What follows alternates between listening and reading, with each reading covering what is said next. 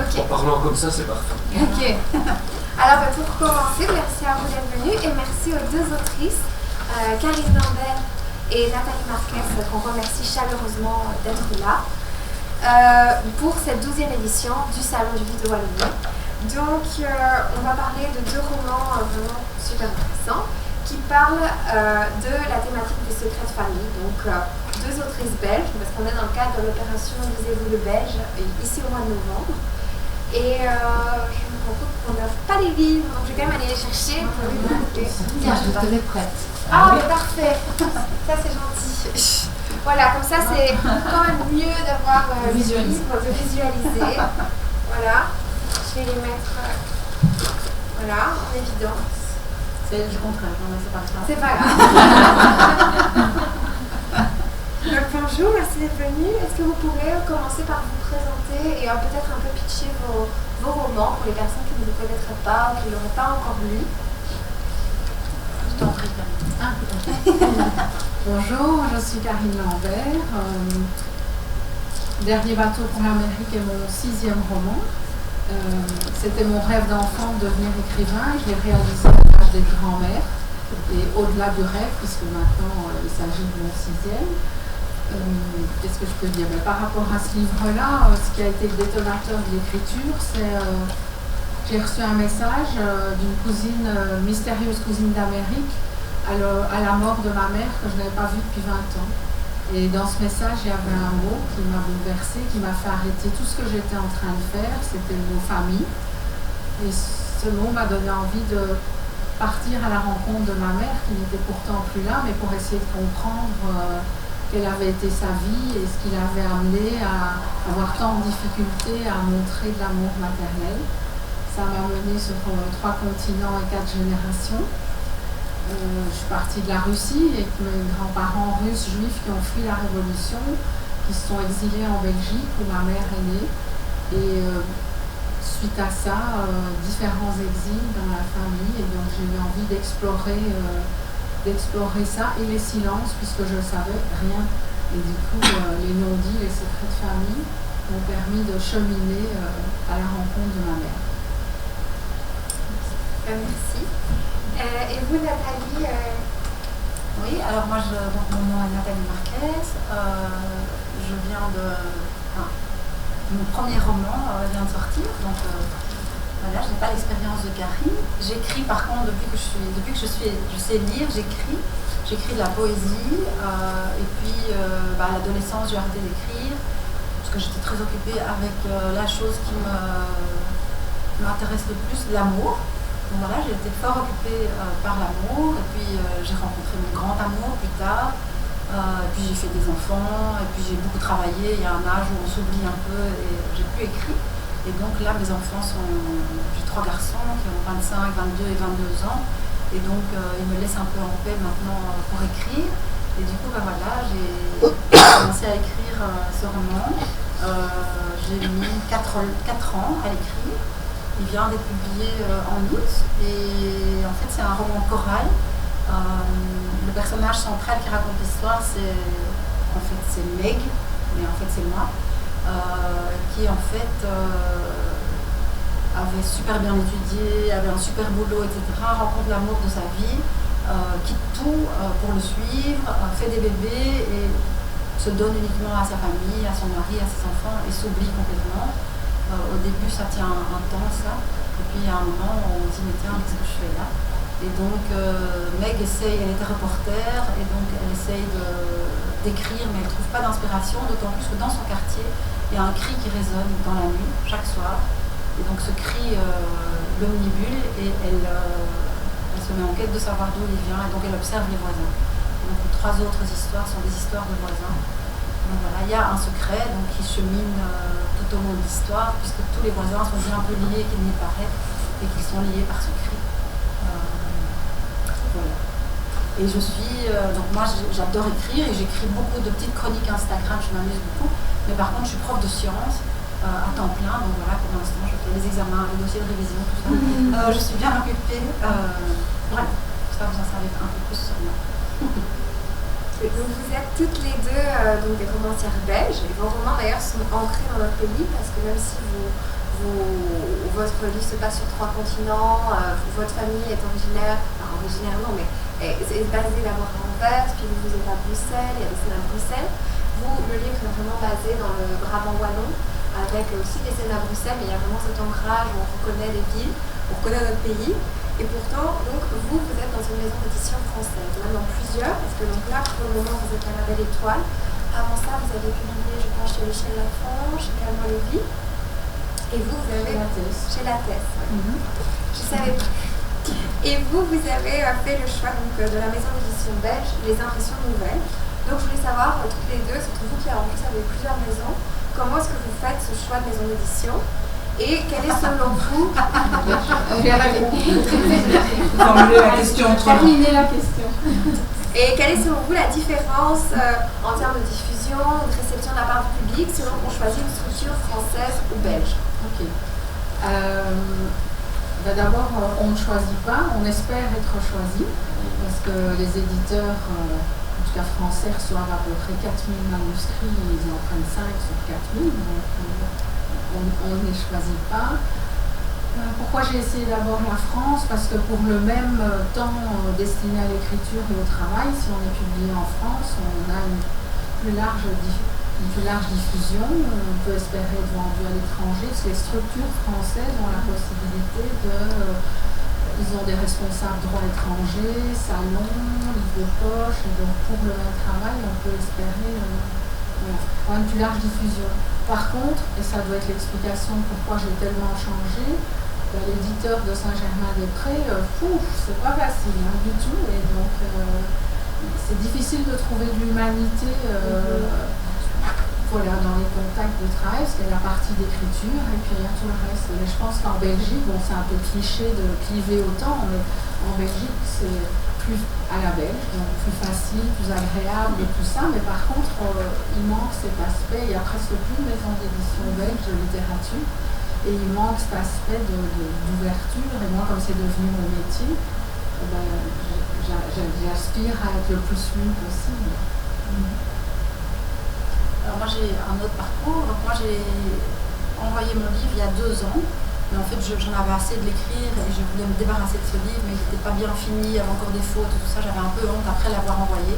J'étais à Paris pour le poster dans les grosses maisons d'édition, j'ai eu plein de réponses, toutes négatives, donc voilà, j'ai retravaillé beaucoup mon roman, je n'avais pas envoyé en Belgique, j'ai retravaillé beaucoup pendant 2 ans, donc vraiment mon roman a changé, j'ai réenvoyé et j'ai eu la chance d'avoir trouvé 3 maisons d'édition et j'étais très contente avec Les Impressions Nouvelles, qui est une chouette maison d'édition qualitative, et donc voilà, j'étais très honorée et en effet, comme le dit Karine, puisqu'on a fait la route ensemble, on a eu l'occasion de papoter, il y a beaucoup plus d'humanité, voilà, c'est un petit éditeur qui a quand même pas mal de visibilité, mais je suis traitée en humaine, ce dont j'avais besoin, donc voilà, c'est très bien. Je veux juste préciser que sur mon premier roman, L'immeuble des femmes vers mon seul homme, j'ai eu 35 refus, et dont des lettres très violentes, notamment qui disaient comment est-ce que le manque d'intelligence peut mener à l'écriture, c'est une insulte au lecteur potentiel, et donc au-delà de l'imagination, il faut énormément de détermination, ou de conviction, ou d'envie pour faire ce chemin-là. Et puis il y en a 35 qui disent non, et puis un jour, c'est toujours, et il y en a un qui dit oui. Je ne sais pas pourquoi, mais voilà. Oui, il ne faut pas se décourager, surtout, mais je pense que les retours des lecteurs doivent être la plus belle récompense. Oui, mais il faut arriver à avoir les retours des lecteurs. Oui, bien sûr. C'est vrai, les retours des lecteurs, c'est trop bien. Les petits messages Instagram que je reçois et tout, ça fait super plaisir. Et donc, on en a parlé un petit peu, donc vous êtes toutes les deux venues à l'écriture à un certain moment dans votre vie, après avoir fait d'autres activités. Donc vous étiez photographe, et puis vous êtes reconverti maintenant avec succès, parce que vous avez plusieurs romans, et que vous vivez d'écriture. Et vous êtes prof de sciences avec des études de biologie. Donc, est-ce que toutes les deux, vous avez toujours eu ce rêve, vous vous êtes toujours dit qu'un jour vous allez vraiment publier des romans, ou bien c'était plus, vous écriviez comme ça pour vous, mais sans jamais... Et qu'est-ce qui a fait qu'un jour vous vous êtes dit je vais maintenant publier un roman, et ensuite plusieurs autres dans le cas de Karine? Qu'est-ce qui a été le déclic pour ce premier roman-là? Moi, en fait, c'était pas mon rêve. C'est vrai qu'il y a beaucoup d'auteurs qui disent mon rêve c'était de publier un roman. Moi, pas. J'ai toujours écrit et je pense que quand j'écris, je suis parfaitement heureuse. En fait. Vraiment, vraiment, vraiment. J'ai trouvé, j'assume aujourd'hui, c'est vraiment mon essence. Quand j'écris même des tout petits textes, je suis complètement alignée, donc ça c'est trop bien. Et puis un jour, quand j'ai écrit ce roman, je me suis jamais dit je vais écrire un roman, mais j'ai écrit beaucoup, beaucoup. Finalement, ça faisait une histoire. Si vous avez l'occasion de lire mon livre, il est construit comme des photos Polaroid. Et donc j'ai mis toutes ces photos par terre. Et puis finalement, je les ai mis j'ai choisi un ordre, et puis je les ai mis toutes ensemble. Et je dis, mais ça fait un roman, ça. Pourquoi pas l'envoyer? Et voilà. Et évidemment, maintenant, depuis un an, je travaille sur le deuxième roman et donc je veux continuer à écrire des romans. Mais ce n'était pas mon rêve suprême de publier un roman. Et vous aviez écrit au départ donc, des histoires indépendantes sans savoir que vous situerait un film parce qu'il y a quand même des liens importants. Ouais, non, c'était pas indépendant, non. Je savais qu'il y avait 4 histoires. Chaque histoire pouvait se mettre dans l'ordre, puisque c'est dans le désordre. Je peux choisir n'importe quel désordre, donc j'ai beaucoup travaillé. Et puis quand je me suis dit ça peut être un roman, j'ai rajouté des liens. Ça m'a nécessité beaucoup, beaucoup de travail, beaucoup de liens entre les histoires, puisqu'évidemment elles sont de plus en plus liées et qu'à la fin on apprend d'où vient le secret. Et vous du coup Moi c'est pas du tout comme ça que ça s'est passé. J'écrivais pas du tout enfant. Par contre, je racontais toujours des histoires. C'est même quand j'ai retrouvé ça sur mes bulletins d'école maternelle et primaire, je racontais le quotidien, j'en faisais une histoire et je le racontais à tout le monde, le moindre événement banal. Par contre, c'était mon rêve de devenir écrivain puis que j'ai lu Les Malheurs de Sophie, à la fois parce que le personnage de Sophie m'a aidé à m'évader de mon quotidien à moi, parce qu'elle était rebelle. Et j'ai eu très vite envie d'être la comtesse de Ségur, c'est-à-dire celle qui pouvait procurer cette évasion. Et puis, j'avais ce rêve, mais la vie a continué. Je suis devenue photographe, j'aimais ce métier. Un jour, j'ai rencontré une femme qui m'a dit qu'elle avait renoncé aux hommes, à l'amour, et qu'elle se portait. Et pour rien au monde, elle ne changerait d'avis. Et dans son immeuble, il y avait 2 femmes comme elle. Et ça m'a poursuivie jusqu'au moment où je me suis mise à écrire à ce sujet. Et ça, c'était votre premier roman, donc l'immeuble des femmes qui renonçaient aux hommes. Et après, c'est devenu une évidence d'en faire d'autres.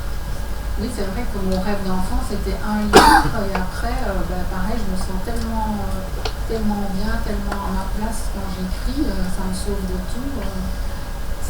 de tout. Et ça m'apporte tellement de choses que j'ai envie de plus m'arrêter. Et d'ailleurs, dans votre roman Techni Bateau pour l'Amérique, on en parlera après, mais il y a une très belle page, moi je trouve très intéressante, où vous expliquez en fait justement le rôle de l'écriture. Parce que ce qui est vraiment bien dans ce livre, il y a beaucoup de choses qui sont très bien, mais c'est qu'en fait on a une alternance de chapitres entre l'histoire de votre famille que vous imaginez à partir des sources, de ce que vous avez pu trouver, et des scènes où vous réfléchissez à votre pratique d'écriture, vous réfléchissez à votre famille.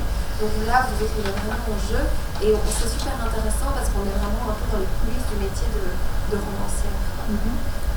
Donc oui, cette partie en jeu, c'est pendant un an, c'est les coulisses de l'écriture de cette histoire. Et c'est à la fois la cuisine de l'écrivain, mais la cuisine de l'écrivain spécifiquement quand il écrit sur sa famille. Et donc, comme c'est pas si évident de faire des personnages avec des gens qu'on a connus, et donc je partage au fur et à mesure mes doutes sur mes avancées, à la fois mes rituels d'écrivain, mais aussi comment j'arrive à parler de ma mère que je n'avais pas vue depuis 20 ans et qui m'a toujours tenue à distance. Et donc il y a ces 2 voix dans le livre, mon mouvement intime, on va dire pendant un an, et comment résonnent les découvertes, et à la fois l'histoire que je construis en parallèle sur 30 ans de sa vie. Du coup, maintenant, on va justement venir donc, à ces histoires. On en a déjà un petit peu parlé, mais on va quand même beaucoup parler de vos nouveaux romans parce que c'est la raison pour laquelle on vous a réunis aujourd'hui. Toutes les deux, comment sont nées ces histoires? Donc vous l'expliquez dans le livre. Et vous, comment est-ce que vous avez eu cette idée d'un jour de dire ces histoires-là? Pourquoi justement parler de ça? Et donc, elle a été à chaque fois votre point de départ, votre source d'inspiration, le moment où vous vous êtes dit ça doit faire un roman. Pour toutes les deux. Moi, mon histoire, j'étais j'étais en train de faire une grosse indigestion de ma vie. Et du coup, il fallait que je vomisse quelque chose et j'ai vomi des pages. J'ai tout bien nettoyé, hein, donc c'est bien propre, mais c'est ce que j'ai fait. Donc, là, je crois que c'est vraiment, en tout cas, la première histoire, c'est...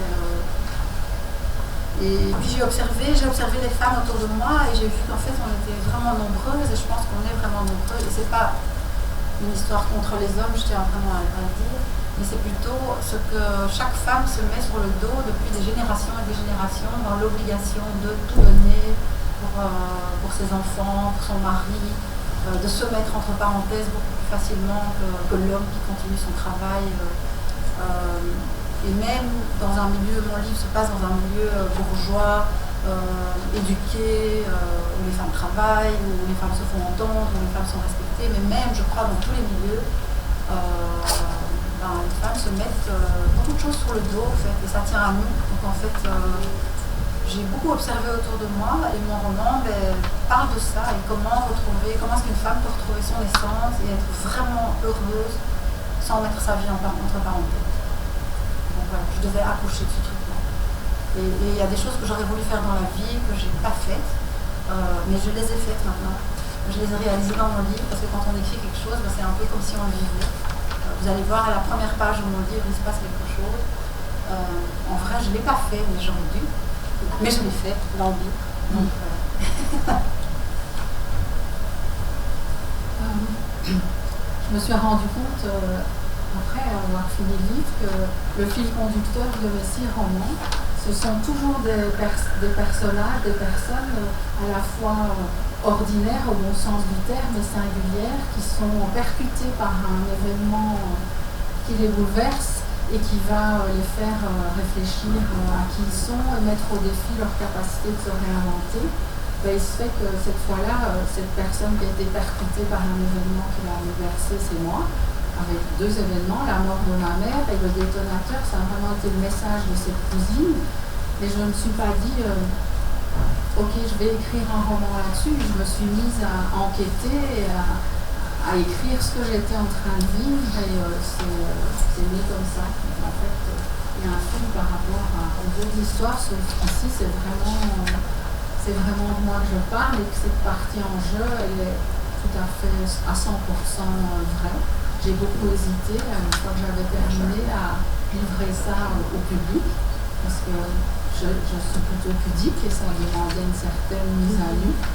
Mais je me suis dit que si ça pouvait aider l'un ou l'autre à oser explorer les secrets de famille et les silences, ça aurait servi à ça. Et d'après tous les messages que je reçois de gens qui me remercient, certains qui me disent qu'ils ont parlé à leurs parents après la lecture, j'ai bien fait de le faire.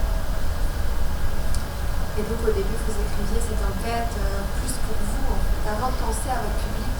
Est-ce que c'était la même démarche que pour vos autres romans, ou bien c'était différent? Dans tous mes romans, je fais toujours des recherches pour ancrer mon imaginaire dans quelque chose de réel. C'est-à-dire que plutôt que de faire une psychanalyse, l'écriture est le lieu qui me met le plus naturel. Donc ça m'a semblé évident, tout ça. J'aurais pu aller en discuter avec une psy. Je sais pas, j'ai préféré le mettre dans l'écriture puisque c'est le lieu où je me sens bien. Oui, et en même temps on découvre l'histoire, vous découvrez et on découvre en même temps vous l'histoire de votre famille, comme on l'a dit, qui c'est quand même une histoire d'exil, une histoire de perte, et avec aussi beaucoup de zones d'ombre, beaucoup de continents, et donc c'est aussi très romanesque à lire. On a l'impression de lire, vous me dites à un moment donné, vous lancez votre saga familiale. Ça, c'est les quelques jalons événements étaient là, mais je pense que c'est ce qu'on dit. Ce qui est intéressant, c'est d'avoir les 2 voix. Ma voix de comment ce que je découvre résonne avec les membres de mon enfance, comment je me suis construite, puisqu'on se rend compte au-delà de romancière, quelle est ma vie. Et en même temps, les 2 s'entremêlent. Et je pense que j'ai été capable d'écrire ce livre-là aussi, un livre à vif, parce que j'étais déjà construite de tas d'autres choses et que j'étais nourrie des autres facettes de ma vie qui m'ont permis d'affronter ça et aussi de le faire après. Et donc toutes les deux, vous parlez donc, de la famille, Céline et Saint-Cœur. Vous parlez beaucoup du couple, mais vous parlez aussi plus généralement de Secret Famille, parce qu'il y a l'histoire de Gabin et son père. Donc toutes les deux, vous avez cette thématique au cœur de votre livre. Et qu'est-ce qui vous intéresse particulièrement dans cette thématique, dans la thématique, même pas spécialement dans ces livres aussi, vous en avez écrit plusieurs, mais pourquoi parler justement de la complexité des relations familiales et des relations de couple dans vos romans? Pour moi, c'est la base de tout.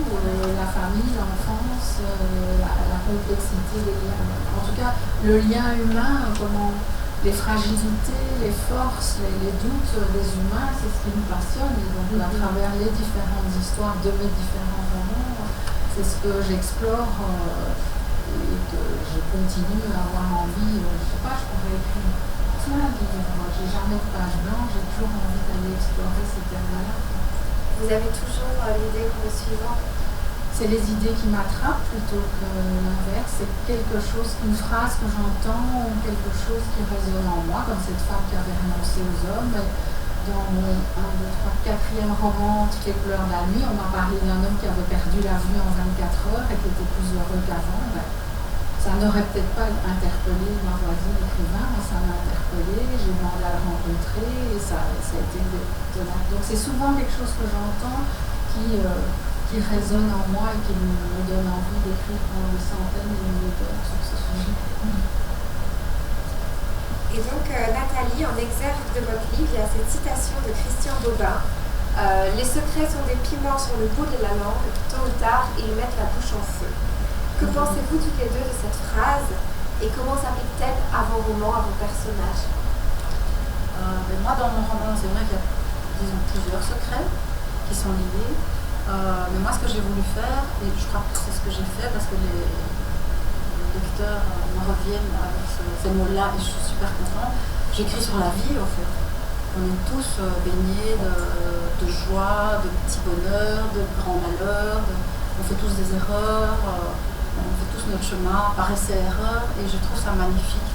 Moi, depuis que j'écris plus, en fait, je suis beaucoup plus heureuse, non seulement parce que j'écris, mais parce que je regarde. Et au fait, malgré, je trouve, le monde qui va pas bien et plein de choses terribles qui se passent, au fait, le bonheur et la beauté sont vraiment partout, des petites choses, mais de la vie. Et je crois que j'espère que vous avez trouvé ça. C'est ce que je fais en écrivant. Il y a beaucoup de gens qui m'ont donné le retour en disant on est heureux quand on lit votre livre et on profite plus de tout. En fait, tout le temps, il y a des petites choses qui se passent et qui nous mettent en joie si on est capable de les observer. Et moi, ce que j'ai fait, c'est observer aussi. Évidemment, ça part de mon vécu, mais aussi observer tout autour de moi. Et en fait, la vie est un véritable chaos avec plein de choses qui se passent. Et mon livre n'est qu'une peinture de vie.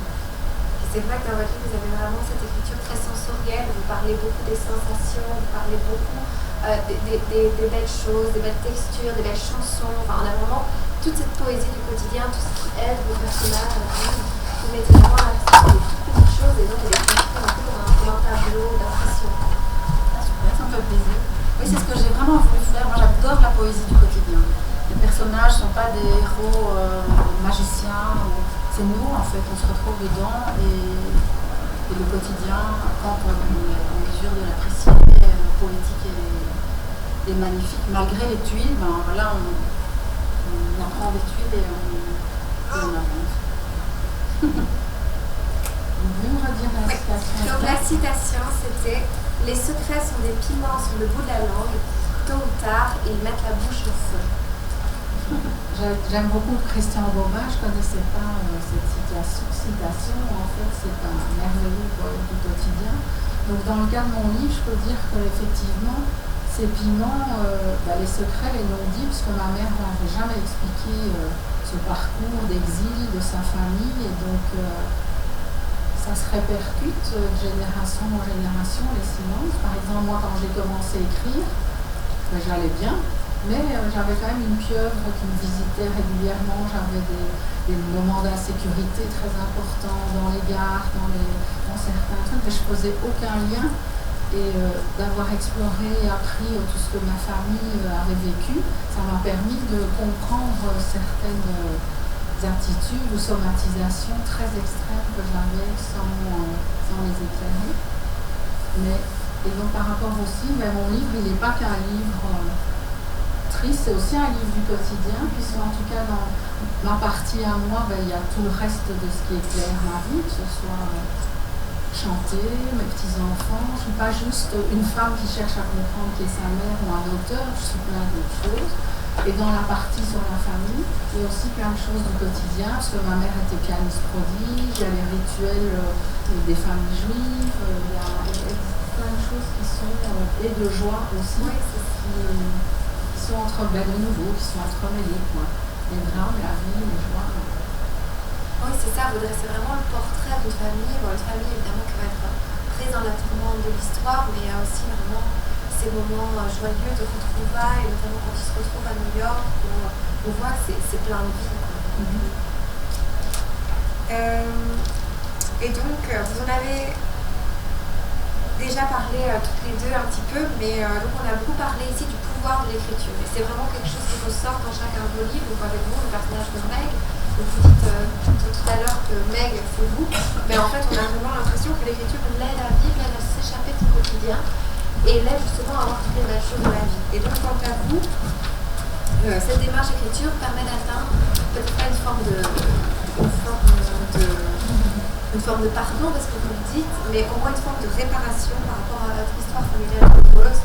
Et donc, est-ce que vous pensez toutes les deux que l'écriture vous aide à vivre? Est-ce que c'est la façon dont vous envisagez vos métiers de romancière, mais aussi dont les retours que vous pouvez avoir vis-à-vis des lecteurs, comme vous disiez avec la conteuse de Ségur?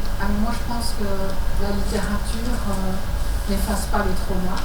En tout cas, d'avoir écrit ce livre n'a en rien effacé tout ce que j'ai vécu de douloureux en tant qu'enfant. Mais écrire ce livre a apporté de la nuance. Et je trouve aussi que les mots de pardon et de deuil, on a fait le deuil en cette étape, on pardonne, pour moi, sont des mots beaucoup trop extrêmes.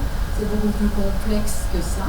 Mais d'avoir cheminé pendant 2-3 ans avec ma mère, avant j'étais juste plaquée, elle ne représentait que le manque, puisqu'elle ne me parlait pas, elle ne me touchait pas. Et donc, avoir exploré d'autres points de vue, ça m'a permis de faire circuler les choses et d'avoir comprendre un peu mieux qui elle était. Et donc, non, d'écrire ce livre ne m'a pas réparé de ça. Et ce qui me répare, c'est d'abord chaque retour que j'ai où les gens ont compris ma sensibilité, alors qu'elle n'a jamais compris qui j'étais, c'est comme un pansement sur ce que j'ai vécu. Et puis, la plus grande chose qui m'aime à vivre, c'est que j'adore raconter des histoires, celles-là et les autres. Et donc, c'est plutôt en ça que la littérature me guérit. Moi, écrire me sauve, indépendamment d'ailleurs du roman. Écrire me sauve, ouais, c'est vrai. Les moments, moi je suis aussi, comme beaucoup d'auteurs, je pense, mais hyper sensible, donc je suis vite avoir beaucoup de choses que les gens voient souvent pas, à être très vite en joie. Moi je pleure tous les jours, je crois, je sais pas. Je pleure de joie souvent, je pleure parce que j'observe et je suis vraiment touchée. Écrire me sauve, ça c'est sûr. Et quand j'ai écrit ce roman, il était tellement intuitif, j'ai écrit, et en fait, c'est quand il a été publié, bizarrement, je l'ai relu, et là, ça m'a vraiment éclaté au visage. J'ai compris des tas de choses. Et alors d'avoir le retour des gens, c'est super gai, parce qu'en fait, ça permet... moi, j'imaginais beaucoup les auteurs un peu gros coup à se sentir. Souvent, il y a des gens qui me parfois en interview, on me dit alors comment tu te sens maintenant que tu es autrice? Je suis juste encore beaucoup plus en lien avec tout le monde, quoi. On est tous tellement unis, on vit les mêmes choses, on a les mêmes tuiles, et c'est formidable, je trouve. Et mon roman et les retours des gens, c'est super gai. Je suis en lien encore plus qu'avant, j'ai toujours été en lien, et ce lien m'aide beaucoup. Ouais. On est tous ensemble. Ça a l'air un peu bateau comme ça parce que j'adore la poésie et je suis très touchée par les trucs parfois qui sont un peu niais ou qu'il y a des gens qui disent ouais. Mais moi je trouve que tous ensemble on est bien, quoi. Voilà. Et Et d'après vous, pourquoi est-ce que les secrets de famille sont des thématiques si puissantes dans la fiction? Est-ce que vous pensez que c'est le rôle de la littérature de briser les tabous, de faire la lumière sur les choses dont on ne parle pas, qui restent cachées dans la vie de tous les jours? Donc vous, par exemple, vous parlez de l'histoire de votre famille, et c'est vrai que le traumatisme de la Shoah, c'est quelque chose que beaucoup de familles n'ont pas exprimé, quelque chose qui est beaucoup resté caché. Est-ce que vous pensez que justement, et dont au début même personne ne parlait, où justement la littérature peut faire avancer les choses à ce niveau-là aussi? Ouais, je respecte que les gens qui ont vécu la Shoah ou d'autres traumatismes d'exil, ou quels que soient les traumatismes, chacun le vit comme il peut. Et énormément de gens sont restés silencieux. Ce sont les familles qui sont venues d'Algérie, les familles de la Shoah, des tas de gens. Et donc chacun, mais en tout cas avec des conséquences sur les générations suivantes. Comme je dis, moi il y a des gens qui après m'avoir lu, ça leur a donné envie de faire un pas de plus pour essayer d'explorer les silences de famille. Je trouve que peut-être que parfois, en tout cas moi c'est comme ça que je fonctionne en tant que lectrice, peut-être qu'à travers un roman, plus qu'à travers un essai, ça va m'ouvrir à certaines choses et certaines envies de découvrir ce que l'essai me parle moins. Et donc à travers de la poésie, en lisant du Gobin, ça peut donner envie de s'ouvrir à la nature ou à d'autres choses. Et donc je trouve que oui, la littérature, elle permet tellement de choses, dont ça. Oui, la littérature a vraiment un pouvoir, et aussi bien sur la personne qui l'écrit que sur la personne qui la reçoit. Oui, moi je trouve aussi qu'un livre peut nous changer. Il y a des choses dont j'ai pris conscience. C'est complexe, quoi. Et on vit tous, les familles, c'est passionnant déjà. Je crois que toutes les familles ont des secrets. Il y a plein de choses qu'on ne sait pas. Alors après, quand on est heureux, on ne gratte pas, mais je crois qu'il y a toujours des choses qu'on ne sait pas. Il y a des choses intergénérationnelles qui remontent à loin. Et moi, quand je lis, je suis à 100% dans le livre. Et je vais vous raconter, là je suis en train de lire un livre, je trouvais marrant au début, bon je ne le trouve pas si bien que ça, mais je le lis quand même. Il s'appelle Mon mari, je ne sais pas si vous l'avez lu. Voilà. Et hier j'ai fait une crise à mon mari, grâce au livre. Donc oui, franchement, je trouve que la littérature permet de prendre prendre conscience de certaines choses. Et voilà, je ne lui ai pas dit que c'était à cause du livre, évidemment. Parce qu'il ne me prendrait pas au sérieux. Voilà, c'était l'occasion de lui dire certaines choses. Je trouve qu'on avance en lisant. Oui. Et justement, ça fait une parfaite transition avec la question suivante, parce qu'en fait, donc, vous avez dit toutes les deux que vous abordez, enfin, on en a parlé, vous abordez toutes les deux la condition féminine et les inégalités qu'il peut y avoir, même si ce n'est pas du tout le sujet du livre, c'est à chaque fois des choses qui reviennent en filigrane. Donc vous parlez beaucoup de la charge mentale au sein du foyer, de cette souffrance justement des femmes qui s'oublient pour leur famille, et vous racontez la relation de vos parents et vous écrivez. Vous dites que votre mère était sous emprise, vous l'avez été aussi en scène en train de lire Simone de Beauvoir, et puis on voit qu'elle a un peu son destin empêché. Et donc, est-ce que pour vous, c'était aussi important de parler de tout ça à travers votre roman, de faire passer ce message sociétal? Est-ce que le féminisme, c'est une cause qui vous tient à cœur, que vous étiez conscient d'écrire quelque chose à ce niveau-là, ou c'est tout comme ça? Je dirais que je n'ai pas fait une feuille de route en amont avec des thèmes qui devaient absolument être dans le roman, mais forcément tout ce qui touche au droit humain en général, au droit des femmes en particulier, ça m'habite tout le temps, pas seulement au moment où je suis écrivain. Donc quand j'écris, ça arrive d'une façon ou d'une autre. Après, le fait que ma mère était sous emprise, c'est la vérité. Donc ça c'est pas quelque chose que j'ai inventé. Si je peux, c'est marrant, je pensais justement hier, quelqu'un me disait écrivaine ou auteur, et au-delà que quand j'étais enfant, je ne rêvais pas d'être écrivaine. Je trouve qu'on accorde trop d'importance à ces E qu'on met quelque part, et ça permet d'oublier que les choses bien plus graves et importantes n'avancent pas ou reculent, quoi.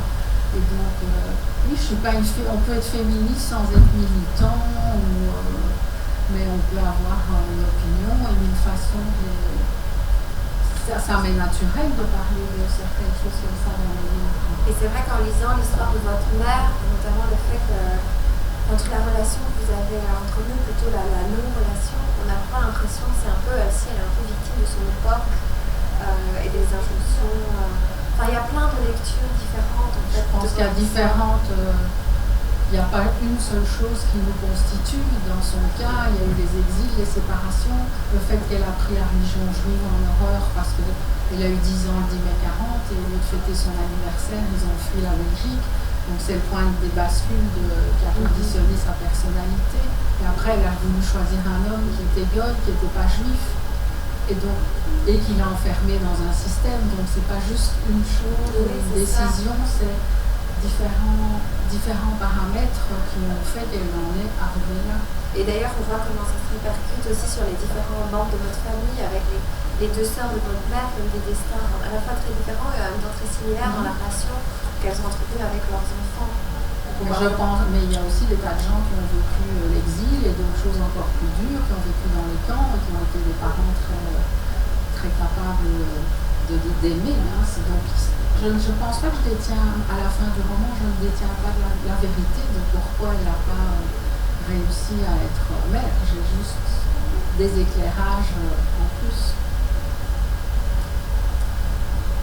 Et vous, moi, comme je suis vraiment en ligne avec Karine, j'ai pas fait de feuille de route, je vais parler de ça et ça, mais moi, j'ai beaucoup de frères, j'ai été éduquée, enfin j'ai eu des amis garçons, etc. en étant jeune, et il y a une petite dizaine d'années de ça, j'ai découvert les femmes, et je trouve qu'il y a entre femmes un truc extraordinaire, franchement, indépendamment de la couleur, la religion, le milieu, tout ça, il y a un truc, on se comprend. C'est comme si on partageait quelque chose depuis des générations. Je sais pas. Et donc j'avais envie d'aider toutes ces femmes. Oui. J'avais envie, mais je l'ai fait intuitivement. Je sais pas, il y a un fait bizarre qui me revient en tête comme ça. J'étais un jour à l'arrêt du bus et bizarrement, mon soutien-gorge s'est détaché. Ça arrive assez rarement comme ça. Et j'étais bien embêtée, c'était en hiver, j'avais ma veste, mon sac à dos pour aller travailler et tout ça, j'étais super embêtée. Il y avait une Africaine qui était à l'arrêt du bus avec ses 4 petits et elle a vu que j'avais un souci, elle m'a dit il y a quelque chose qui ne va pas, et elle m'a ragrafé mon soutien-gorge dans l'aubette de bus en plein hiver et je me disais c'est fou comme la sororité, moi vraiment c'est un truc qui me touche mais énormément et je crois que c'est ça, j'ai pas décidé de le faire mais c'était moi et c'est sorti et je suis très contente. Et c'est vrai que ça se retrouve vraiment dans votre roman, enfin, sans trop en dévoiler, mais il y a vraiment cette relation qui se tisse entre Meg et Blanche, et puis aussi avec Constance. On a vraiment l'impression que les femmes du quartier, comme vous dites, sont ensemble, même si elles ont des vies très différentes, elles se rejoignent sur justement certaines choses. Et donc tous les deux, vos romans sont sortis il y a quelques mois, donc vous, pour la rentrée littéraire. Donc déjà, est-ce que c'était une pression pour vous d'être dans une rentrée littéraire? Enfin, comment ça s'est décidé? C'est l'éditeur qui a décidé. Moi, j'étais ravie, j'ai pas trop fait attention à ça. Et puis, je me suis rendu compte en allant dans les librairies début juillet avec mon roman, et en offrant mon roman dans quelques librairies, ils m'ont dit oui, c'est la rentrée littéraire, on a 600 manuscrits à lire. Pardon 600 livres. Donc, je me suis bien dit que j'allais être perdue dans cette rentrée littéraire. Puis finalement, voilà, c'est chouette parce que j'ai quand même des chouettes retours. C'est sûr que je ne suis pas Amélie Nothomb, mais d'un côté, Amélie Nothomb, le libraire ne doit plus la lire, il va de toute façon la vendre. Donc, voilà, c'est comme ça. De toute façon, je n'ai pas choisi. Oui, et donc justement, j'allais demander quels étaient les retours que vous avez eus. Est-ce qu'il y a vraiment un retour qui a été inattendu? Est-ce que tous les deux, vous avez reçu des retours qui vous ont particulièrement surpris, des choses que vous n'imaginiez pas en fait en lisant votre roman? Alors, comme j'ai dit précédemment, c'était pas évident pour moi de rendre public ces choses aussi privées et qui avaient pu être aussi douloureuses. Puis j'ai décidé de le faire et un des premiers retours que j'ai eu, c'est j'ai présenté mon livre à la réunion des représentants à Paris 3 mois avant. Pour ceux qui ne connaissent pas, les représentants, c'est ceux qui après vont en librairie annoncer aux libraires pour leur donner envie de les commander tous les livres. Donc je me retrouve devant 40 personnes et on vous dit toujours, mais je vous préviens, ils en entendent 15 par jour pendant une semaine, donc il faut être plus convaincant que les autres, tout pour vous mettre à l'aise, surtout que être dans sa grotte à écrire et défendre son livre devant 40 personnes, c'est pas le même métier. Et donc je raconte l'histoire pendant 10 minutes et puis il y a un des représentants d'une voix très agressive qui dit « Mais votre mère, elle vous a quand même aimé, hein, c'est pas possible quoi ». Et donc ça devait résonner en lui pour quelque chose, mais c'était un moment difficile. Et donc j'ai dit discrètement alors, et il a insisté en disant, vous savez, il y a des gens qui ne sont pas capables de montrer leurs émotions. Il m'aurait peut-être frappé s'il avait été plus près. Donc ça, mais c'est le seul moment difficile que j'ai vécu. Et comme je l'ai dit avant, sinon je reçois plutôt des messages formidables, des gens qui écrivent sur mon compte Instagram en message privé parce qu'ils sont en train de pleurer en fermant un livre et qu'ils ont envie de communiquer tout de suite à quel point ça les a touchés, quoi, et à quel point j'ai bien fait de le partager. Et c'est vrai que justement, en écrivant sur la famille, ça résonne forcément avec les gens, et c'est ça qui est beau, je trouve. C'est que votre histoire finalement devient une histoire à la fois intime et aussi universelle.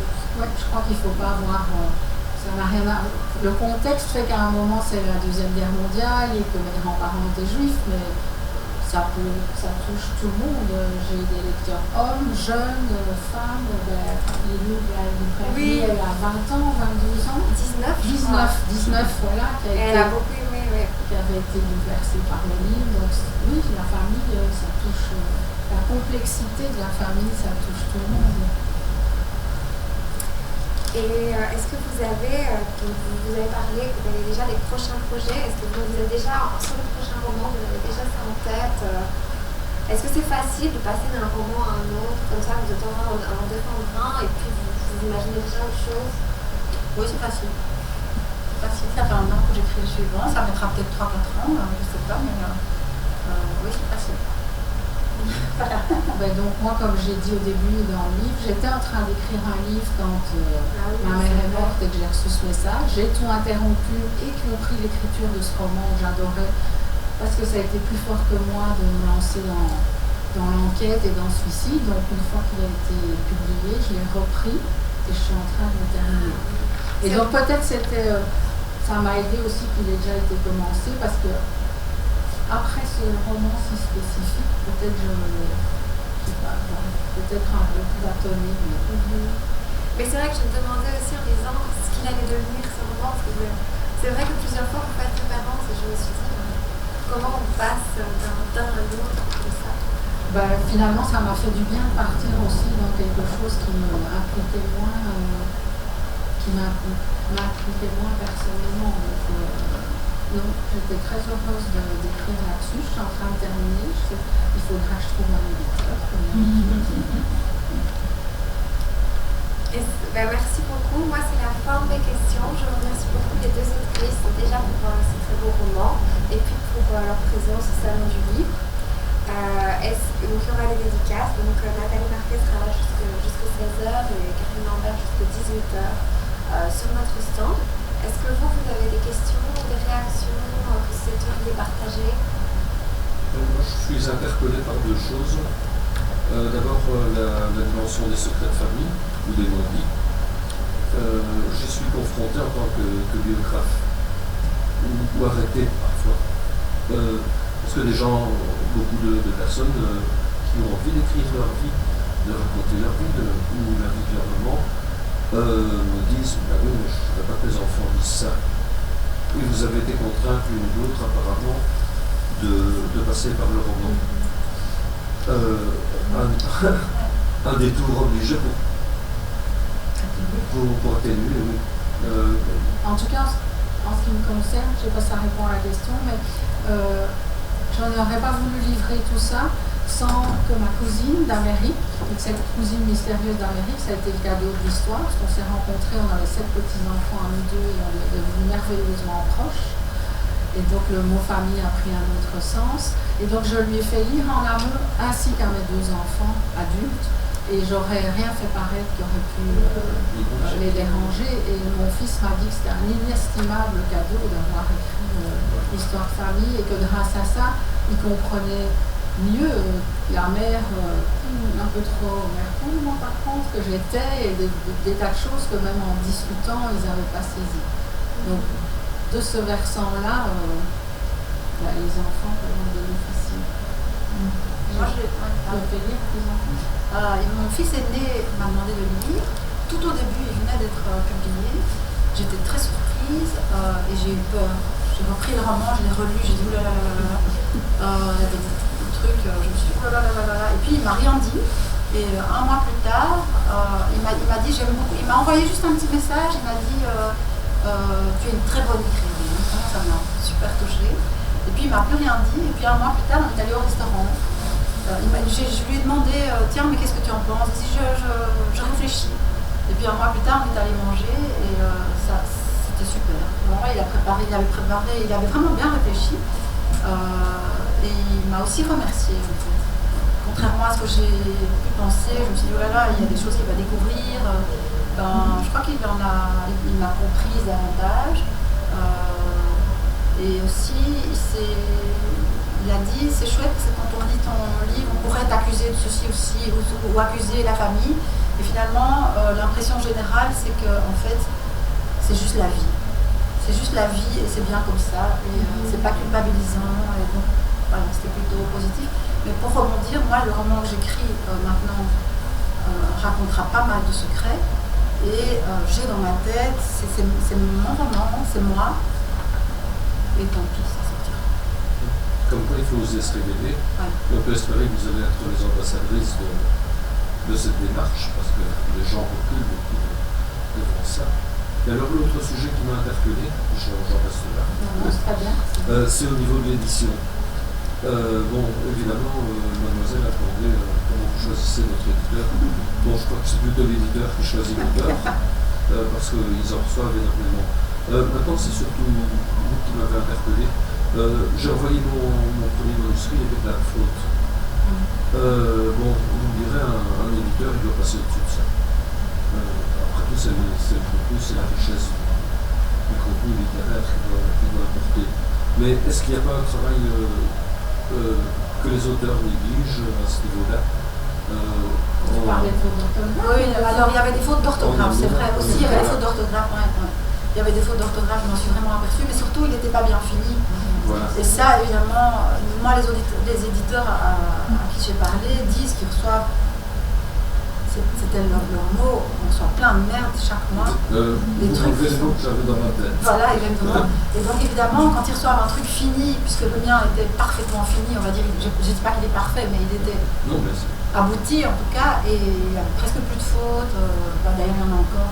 Sache qu'il y a des éditeurs qui mettent 10% des manuscrits sont lus en entier, et donc plein d'éditeurs arrêtent à la première page s'il y a une faute de français, une faute d'orthographe. Ça c'est idiot parce que après oui, mais c'est quand même comme ça, donc il faut mettre toutes les chances de son côté. De dépasser ça, d'aller plus loin, je crois pas que ce soit un bon éditeur, je crois pas que c'est des fautes d'orthographe, mais s'ils voient que ils lisent plein de choses, si c'est écrit tout petit, très serré, et qu'il y a des fautes, ils doivent en lire des dizaines, ils auront plus de plaisir, ça ne dit pas que le fond est bon. Donc il n'y a pas que la diffusion. C'est de la politesse que ce soit. Moi en tout cas je sais que mon éditeur ça lui a plu, il me l'a dit, il a dit à sa, je racontais à Karine, il a dit à sa dame qui s'occupait des finances, il a dit mais tiens ça fait combien de temps qu'on n'a plus accepté un bouquin qui arrive par la poste. J'étais surprise, j'ai dit mais enfin c'est ce que vous demandez que ça arrive par la poste. Il dit oui mais finalement on n'accepte que des romans via ou d'auteurs qu'on connaît, ou ça faisait 10 ans qu'ils avaient pu accepter quelque chose qui arrivait par la poste. Et je crois que ça a évidemment aidé qu'il soit propre. Et c'est vrai qu'à vous entendre, on a l'impression que l'édition c'est vraiment une jungle. C'est vrai que. On m'a dit 1 sur 5 000. Un bouquin sur 5 000 est accepté. Mais en fait, je savais que c'était difficile pour les premiers, mais comme vous avez déjà écrit plusieurs romans, je pensais que c'était plus facile quand l'auteur était déjà. Pour Dernier bateau pour l'Amérique, je ne dirais pas l'éditeur, on a voulu faire changer de nom, parce que le livre d'avant, Les hommes aussi ont la chair de poule, est sorti la veille du premier confinement. Et donc, dans les librairies ont réouvert, c'était d'autres livres qui étaient. Enfin, il n'a pas eu de bonne vente. Et donc, l'éditeur en question voulait couillonner les libraires parce qu'il a dit quand ils regardent, ils ne verront pas que vous avez déjà eu des mauvaises ventes puisque ce sera un autre nom. Moi, d'abord, je trouve ça. Enfin, je n'ai pas changé de nom, je ne vais pas renier ce que j'ai fait, ce que je n'ai pas fait, couillonner les libraires. Voilà, donc ça va jusque-là, parfois. Et surtout qu'un livre n'est pas l'autre et les ventes, c'est pas toujours expliqué ce qui fonctionne pas. Et si on... Et donc, la difficulté de trouver un éditeur à chaque fois, c'est par exemple, si celui-là se vend pas bien, j'aurais l'éditeur aussi va regarder les ventes précédentes. Il y a des tas d'auteurs qui se sont fait virer de maison d'édition parce qu'ils n'avaient pas un numéro en vente. Il faut que l'histoire séduise, il faut qu'il n'y ait pas une histoire qui ressemble qui va sortir, il faut que les planètes s'alignent beaucoup et à chaque fois. Malgré mon premier ou mon deuxième qui ont plein de langues, plein de pays, plein de ventes, ça reste chaque fois remis à zéro. Comme dans la vie, hein. Enfin, tout remis à vidéo, ça c'est déjà positif, parce que c'est vrai que en vrai c'est vrai que tout remis à zéro. Parfois on s'attache à nous-mêmes, à ce qui n'a pas été en se fixant là-dessus, et ça il faut se détacher. Finalement, publier un bouquin, c'est Le suivant, je me suis dit que je n'avais pas d'éditeur, je l'ai imprimé, quelques milliers, je le donnais. Et on arrive là parfois, parce que c'est tellement ardu cette partie du parcours.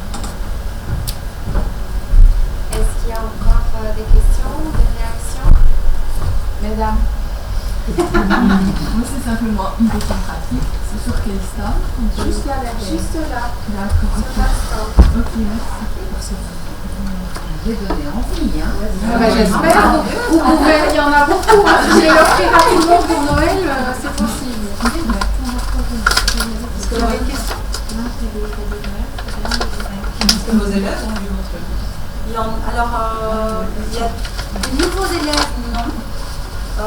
J'ai changé d'école, enfin j'ai travaillé 7 ans dans la même école, puis je suis partie 2 ans, je viens de rentrer dans mon ancienne école. En humanité ou en supérieur?